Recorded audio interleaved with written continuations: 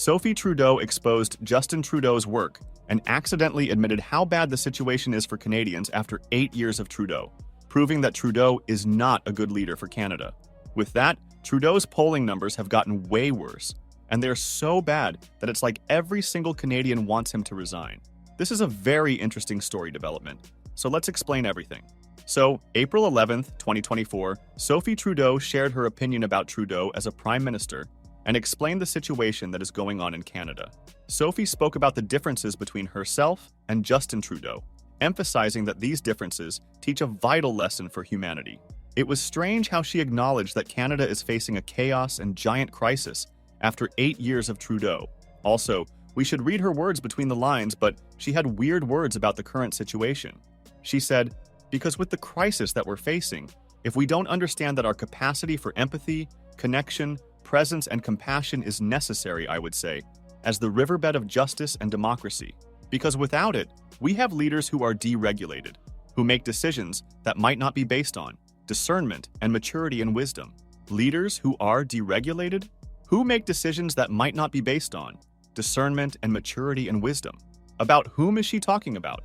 Well, if you look at the Canadian famous personalities, ask people in the streets, this is a very popular opinion about Trudeau, that he is a leader without maturity and wisdom. That's for sure.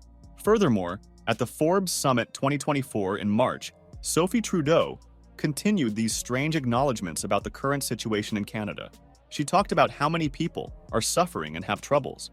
She addressed Canadian women and asked them to not accept the minimum, to not accept the status quo, problems, and suffering. She said, "You shouldn't expect the minimum. You should expect a maximum of nourishment, presence, and help in your life from the people around you. And we shouldn't have to hold it all together as women." And the question is, what Trudeau is doing about it. After 8 years of Trudeau, what he has done to improve the lives of Canadians? But more importantly, Trudeau's polling numbers have somehow gotten way worse. There are multiple new surveys and reports about the current situation and Trudeau's approval. For example, from April 11th to 16, 2024, Abacus Data carried out a nationwide survey involving 2,300 adults to explore various topics related to Canadian politics and current events. This was part of their ongoing national surveys.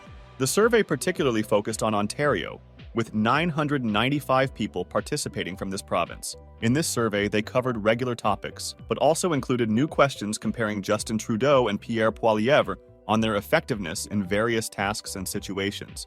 This new question was inspired by a similar one recently used by a UK pollster. The survey was completed before the federal budget was announced on Tuesday, April 16th, but it was conducted during and after a significant announcement about housing on Friday, April 12th. The polls haven't shown any increase in support for the Liberals after several announcements made before the budget. Even though the budget announcements were mainly aimed at young Canadians, there hasn't been any noticeable change in their support among the two younger age groups.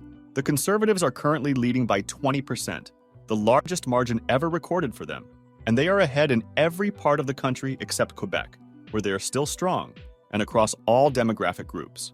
As this report reveals, Canadians think Trudeau would be better than Poilievre at hosting a party. However, both leaders are equally preferred by Canadians to sit next to on a long flight, to chat with in a pub, or to look after their children. However, Poilievre is seen as better at managing tasks like extinguishing a kitchen fire, putting up a shelf, negotiating a discount, and navigating during a road trip. These insights help explain current Canadian opinions about these leaders.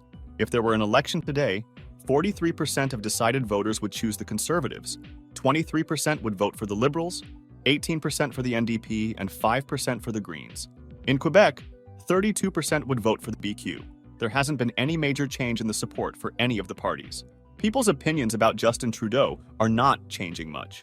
57% view him negatively and 25% positively, making his overall rating -32. For those between 18 and 29 years old, his rating is slightly better at -30. Over the past 3 months, his average rating was -36, so it has gotten a little better recently. On the other hand, opinions about Pierre Poilievre are also steady. 38% view him positively and 35% negatively, resulting in a net score of +3. They also asked if people's views on each leader are improving or worsening recently. During the budget announcements, this was a way to see if these events were helping their reputation. For Trudeau, things seem to be getting worse. 14% think their view of him is getting better, but 45% think it's getting worse, and 41% see no change. With another report, a new survey by Ipsos shows that the Conservative Party is increasing its lead over the Liberal Party, now doubling the Liberals' support percentage.